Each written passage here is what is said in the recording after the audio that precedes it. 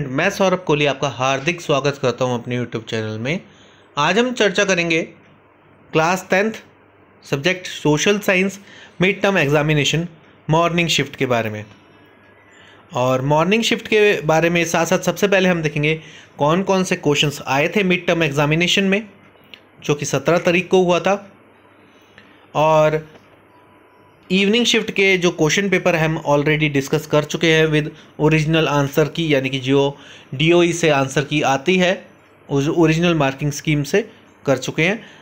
आज इस question paper को हम ओरिजिनल आंसर की के साथ देखेंगे कि कौन से क्वेश्चंस के कौन से आंसर थे और आपने कौन से आंसर लगाए हैं। आप इससे अपना मार्क्स का अंदाज़ा भी लगा सकते हैं। और वीडियो के साथ एंड तक इसलिए जुड़े रहिए ताकि आपको पूरी जानकारी मिल सके। सबसे पहले हम क्वेश्चन पेपर डिस्कस करेंगे, फिर उसके साथ आंसर की उसके बाद। तो टोटल टाइम था 3 घंटे, मैक्सिमम मार्क्स थे 80। सामान्य निर्देश पहले पेज पे दे रखे हैं। टोटल 40 प्रश्न है इसमें, 1 से 27 तक MCQ, 28 से 31 तक 3 अंक वाले, और 32 से 35 तक 4 अंक वाले, और 36 से 39 तक 5 अंक वाले, और 40वां को जो क्वेश्चन था वो मैप का था। पहला जो इसमें प्रश्न है, फ्रांसीसी क्रांति के संदर्भ में निम्नलिखित में से कौन सा कथन सत्य है। आंसर हम बाद में डिस्कस करेंगे, पहले सिर्फ क्वेश्चन आंसर डिस्कस कर रहे हैं। दूसरा, निम्नलिखित विशेषताओं के आधार पर मृदा की पहचान कीजिए। सेम प्रश्न यही इवनिंग शिफ्ट में आया था, लेकिन उसमें चेंजेस थे। उसमें आंसर मरुस्थलीय मृदा थी, इसमें जो आंसर होगा लैटराइट मृदा होगी, क्योंकि इन मृदाओं का निर्माण भारी वर्षा से अत्यधिक निक्षालन यानी कि लीचिंग के कारण होता है, तो वो लैटराइट मृदा होती है। अगला प्रश्न है, दीपक के राज्य में कपास की कृषि के लिए सबसे उपयुक्त मिट्टी पाई जाती है, बताइए यह संभवतः किस राज्य का निवासी है। महाराष्ट्र यानी कि, लेकिन इवनिंग शिफ्ट में इसका अलग ही क्वेश्चन था। प्रश्न सेम था लगभग, लेकिन जगह कोई और थी और मिट्टी भी कोई और। अगला है, सही जोड़ों की पहचान कीजिए। समवर्ती सूची में कौन है, ये सभी की पहचान करनी है आपको। 5वां प्रश्न, निम्नलिखित में से कौन सा सत्ता में साझेदारी के क्षैतिज वितरण का एक उदाहरण नहीं है। कार्यपालिका, न्यायपालिका, दबाव समूह या विधायिका। छठा है, मणिका मत्स्य पालन का कार्य करती है, बताइए वह अर्थव्यवस्था के किस क्षेत्र में काम करती है। 7वां प्रश्न, नीचे दिए गए आंकड़ों का अध्ययन कीजिए एवं बताइए कि किस देश में आय का सबसे समान वितरण है। और इवनिंग में प्रश्न आया था असमान वितरण है, तो इसमें से देख के अब आंसर हम डिस्कस करते हैं। 8वां प्रश्न था, संकल्पना एवं कारण। 1848 के बाद यूरोप में राष्ट्रवाद का जनतंत्र और क्रांति से अलगाव होने लगा। 1832 में कस्तूतुनिया की संधि हुई।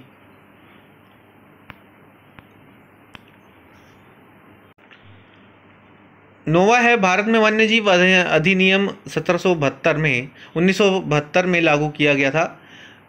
कारण है, वन्य जीवन एवं और वनों में तेज गति से हो रहे ह्रास के कारण वन्य जीवों का संरक्षण बहुत आवश्यक हो गया था। कौन सा आपको सही लगता है।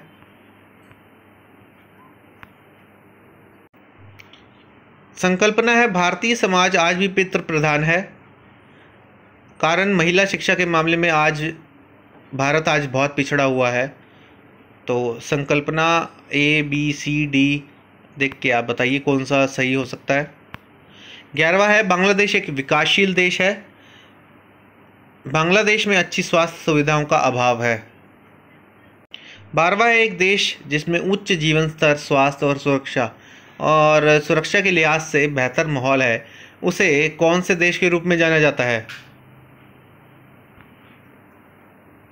13वां प्रश्न था, बाज छाप कवच जर्मन साम्राज्य की शक्ति का प्रतीक थी, अथवा में था तलवार मुकाबले की तैयारी का प्रतीक थी।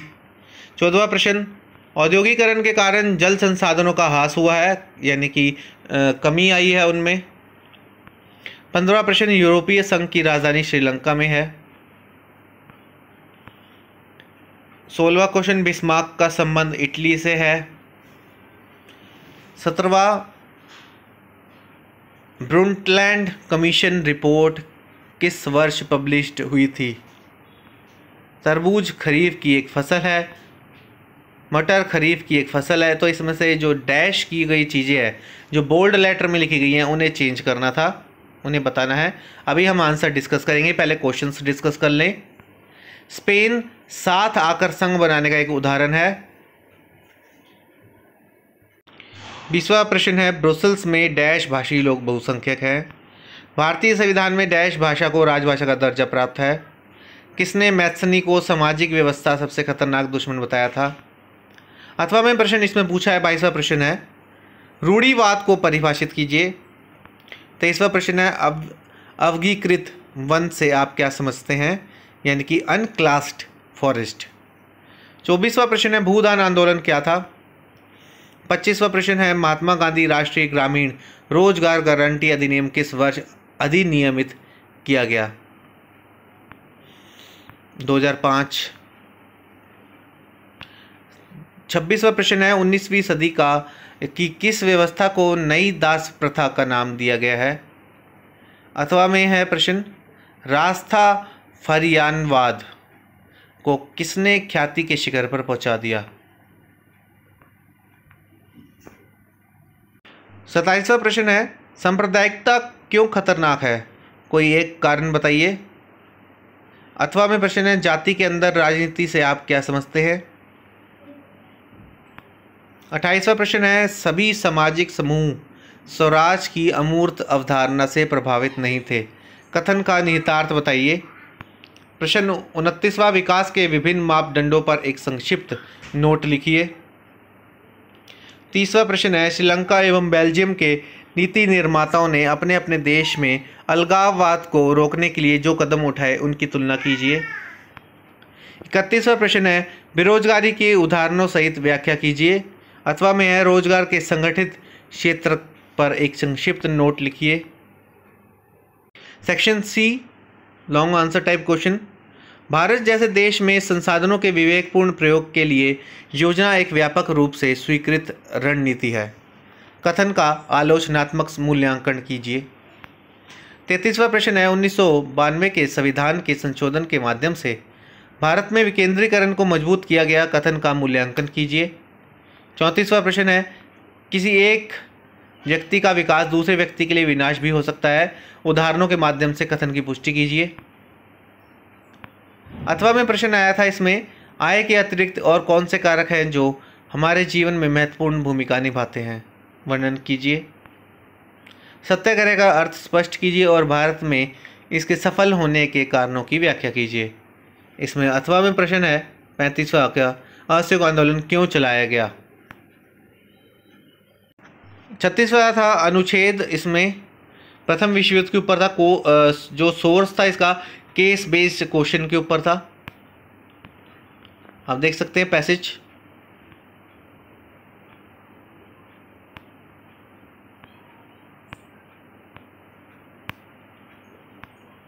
प्रथम विश्व युद्ध से पहले कौन सा देश दुनिया का सबसे बड़ी अर्थव्यवस्था था। युद्ध के खर्चों की भरपाई करने के लिए ब्रिटेन ने किस देश से जमा कर कर्ज लिए थे। प्रथम विश्व युद्ध के दौरान किन देशों में औद्योगिक विकसित होने लगे थे, उद्योग। प्रथम विश्व युद्ध खत्म होने तक कौन सा देश भारी विदेशी कर्जों में डूब चुका था या दब चुका था। 36वां का 5वां पॉइंट क्वेश्चन है, प्रथम विश्व युद्ध के कारण आर्थिक उछाल कैसे पैदा हो गया था।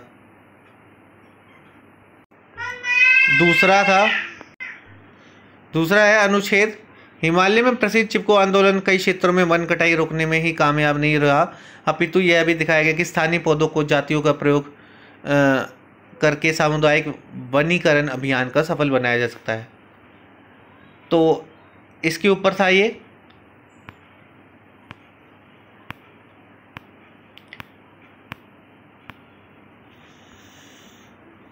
तो चिपको आंदोलन का उद्देश्य क्या था। बीज बचाओ आंदोलन कहाँ चलाया गया था, टिहरी। भारत में संयुक्त वन प्रबंधन कार्यक्रम की शुरुआत किस राज्य में हुई थी। संयुक्त वन प्रबंधन कार्यक्रम के अंतर्गत क्या होता है। अनुच्छेद का शीर्षक क्या हो सकता है। संयुक्त वन प्रबंधन कार्यक्रम की औपचारिक शुरुआत कब हुई थी। नीचे दिए गए अनुच्छेद को पढ़कर पूछे गए प्रश्नों के उत्तर दीजिए। आर्थिक गतिविधियों को क्षेत्रकों के में भी वर्गीकृत करने का एक अन्य तरीका हो सकता है। आर्थिक गतिविधि के ऊपर यह अनुच्छेद है, देख सकते हैं आप।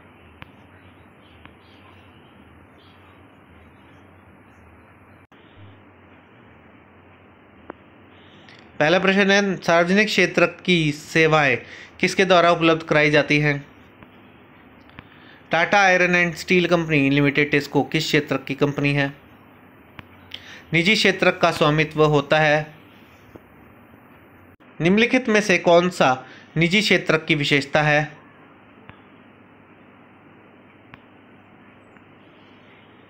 निम्नलिखित में से कौन सा सार्वजनिक क्षेत्र की एक विशेषता है? 39 नंबर भी एक अनुच्छेद है। भारत की विधायिका में महिला प्रतिनिधियों का अनुपात बहुत ही कम है। जैसे लोकसभा में महिला सांसदों की संख्या पहली बार 2019 में ही 14.36% तक पहुंच सकी। तो ये सिविक्स में से लिया गया है अनुच्छेद, यानी कि हिस्ट्री, ज्योग्राफी, सिविक्स, इकोनॉमिक्स सब में से एक एक अनुच्छेद या पैसेज लेते हैं। ये 2019 के लोकसभा चुनाव में महिला सांसदों का प्रतिशत कितना था?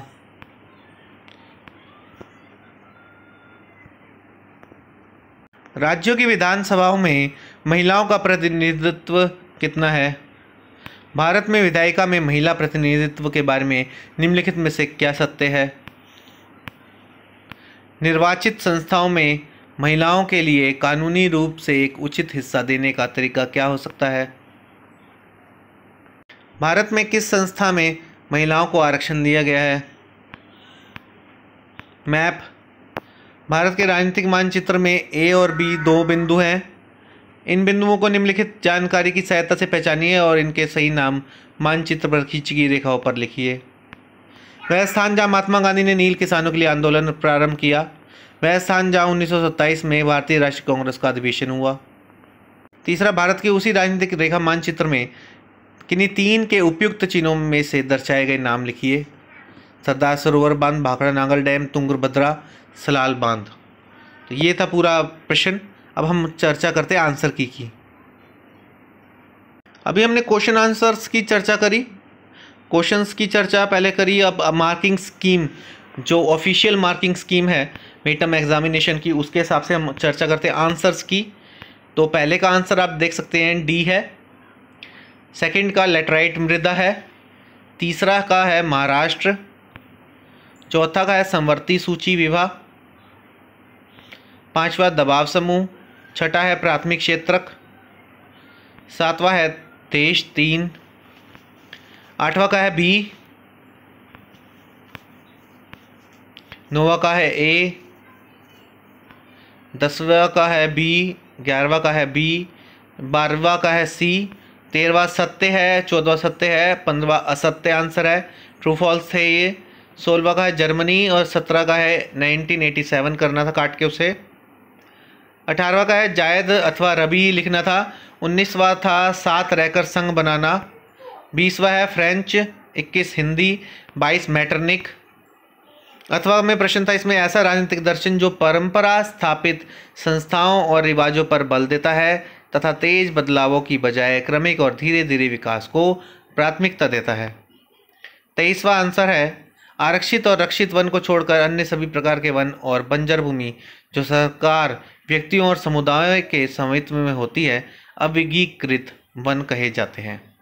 24वां है भूमिहीन ग्रामीणों में भूमि बांटने की कोशिश। 25वां है 2005। 26वां है अनुबंध व्यवस्था अथवा में है बॉब मार्ले। 27वां है कई बार सांप्रदायिकता सबसे गंदा रूप लेकर संप्रदाय के आधार पर हिंसा, दंगा और नरसंहार करती है। अथवा में इसका उत्तर है जातियों को राजनीति के अखाड़े में लाकर जाति व्यवस्था और समुदायों को साथ लाने की कोशिश और उनके बीच संवाद और तोलमोल। सेक्शन बी की बात करें 4 नंबर वाले क्वेश्चंस की, तो दमित वर्ग कांग्रेस 28वां का आंसर है दमित वर्ग कांग्रेस के नेतृत्व में चल रहे राष्ट्रीय आंदोलन को शंका की दृष्टि से देखते थे। मुसलमानों का एक बहुत बड़ा तबका भी कांग्रेस से कटा हुआ महसूस करने लगा था। कांग्रेस से दूर हो रहे मुसलमानों को बड़ा तबका किसी संयुक्त संघर्ष के लिए तैयार नहीं था। 29वें का आंसर है सकल घरेलू उत्पाद प्रति व्यक्ति आय, शिक्षा का स्तर, स्वास्थ्य की सुविधाएं।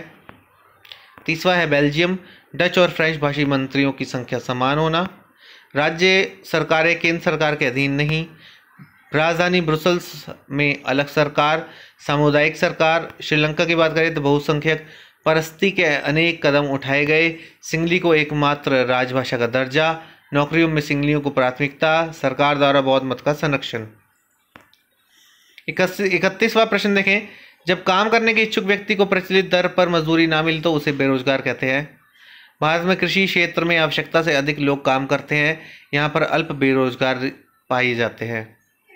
जिनके पास कोई रोजगार नहीं और बेकार बैठे हुए हैं और खुली बेरोजगारी कहते हैं।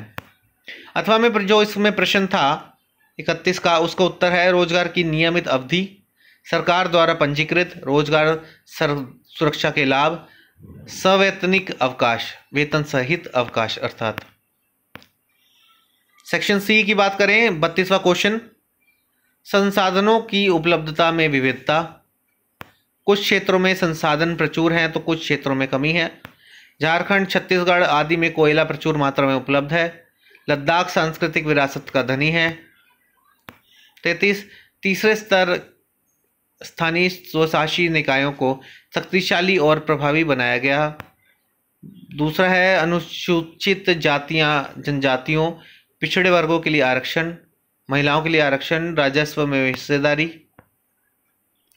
34वां प्रश्न है व्यक्तियों की आकांक्षाएं अलग अलग, आकांक्षाओं के अनुसार लक्ष्य अलग अलग, विकास के लक्ष्यों में कई बार मतभिन्नता, एक के लिए जो विकास है वह दूसरे के लिए विकास ना हो। अथवा में जो प्रश्न था उसका उत्तर है शिक्षा का स्तर, स्वास्थ्य की सुविधाएं, सार्वजनिक सुविधाएं, स्वच्छ पर्यावरण। 35वां का आंसर है सत्याग्रह के विचार में सत्य की शक्ति पर आग्रह और खोज पर जोर। दूसरा है अगर उद्देश्य सच्चा है, यदि संघर्ष अन्याय के खिलाफ है तो उत्पीड़क से मुकाबले के लिए शारीरिक बल की आवश्यकता नहीं। यह अहिंसा पर आधारित थी। यह सच्चाई को देखने और सहज भाव से स्वीकार करने के लिए प्रेरित करता है। अथवा में प्रश्न था उसका उत्तर है प्रथम विश्व युद्ध से उभरी मुसीबतें, रॉलेट एक्ट, जलियांवाला बाग हत्याकांड, खिलाफत आंदोलन। और जो पैसेज थे उसके उत्तर आप देख सकते हैं, ब्रिटेन, अमेरिका, भारत और जापान। ब्रिटेन क्योंकि मांग, उत्पादक और रोजगारों में भारी इजाफा हुआ था। सारे पैसेज के आंसर्स भी दिए गए हैं। वन प्रबंधन में समुदाय की भूमिका 1988 सरकार के द्वारा, निजी क्षेत्र का एकल व्यक्ति, उपयुक्त सभी। अब मानचित्र की बात करें हम, सलाल बांध आपका जम्मू कश्मीर, भाखड़ा नांगल डैम पंजाब बॉर्डर जो बताया गया है, चंपारण बिहार, सरदार सरोवर बांध गुजरात, तुंगभद्रा कर्नाटक और मद्रास नीचे। तो ये था पूरा आंसर की सहित। कैसा लगा आपको सैंपल पेपर? और इस चैनल के साथ जुड़े रहिए, इसे लाइक, शेयर और सब्सक्राइब करना बिल्कुल ना भूले। धन्यवाद।